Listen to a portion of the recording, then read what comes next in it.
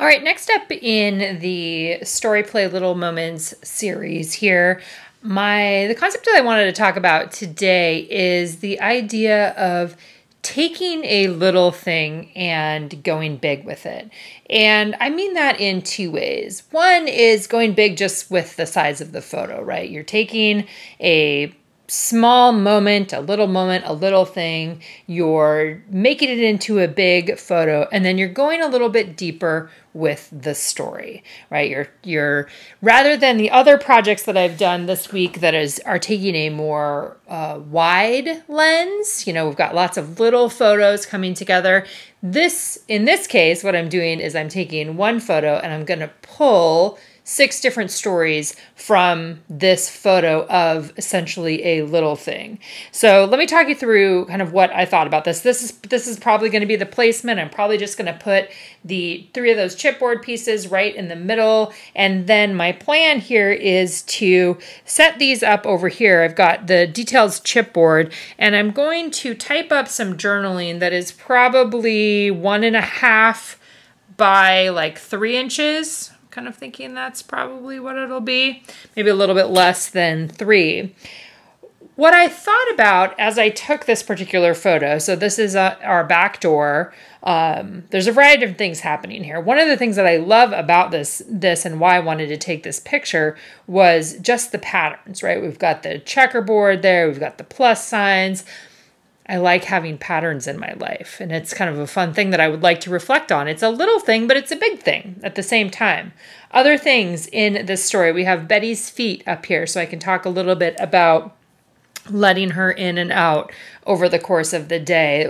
One of her toys is there. I can talk about my ripped jeans and how I like my ripped jeans.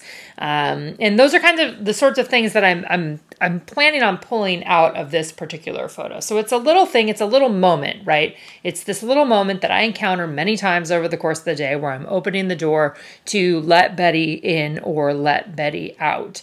And surrounding that one tiny activity are a variety of other stories. And so that's what I want to pull out of this particular picture. So as you are living your life this week or whenever it is that you might be watching this video, you can go back into your own photo archives, or you can just start paying attention to this as you're taking pictures and look for pictures that are simple, right? Pictures that are simple in terms of a simple little moment that actually holds a variety of different stories inside of it. So you can take pictures with this in mind, or you can go back through the photos that you've already taken and see if you have one that you can pull multiple stories out of that one photo, right? So the idea of going bigger, not just physically bigger, but also going bigger with the number of stories that you're telling about that one particular photo. So the next step for me in this one, again, I'm doing very simple designs this week. I'm not doing anything super crafty or complicated. These guys are going to get adhered on top. I'm going to go over to my computer and I'm going to set up some little journaling squares or journaling rectangles to be able to pull 6 details from this photo. All right, so I got my journaling printed out here. Again, I did just small text boxes on there that ended up being 1.5 by 3. So we'll see what they look like layered out all underneath those guys there. All right, so this is another one of those that's pretty simple to come together, but it's one I'm pretty sure that will feel meaningful to me in the future because of the little things and the little moments that I was able to pull out of the photo as I did the written documentation. So my first one is something I do many times a day is open and close the back door for Betty to go out and come in. She loves being outside, going to the bathroom and sniffing and checking in on her neighbor friends. She barks to let us know she wants to go outside. So that's what's on one of them. Another one is talking about the bold patterns. Another one is that there's a little tiny maple leaf in there in the picture up by Betty's feet kind of, and so I talked a little bit about that. I also talked about one of her chew toys and the ways that she chews on her toys. I did talk about the ripped jeans. That's on the 5th one.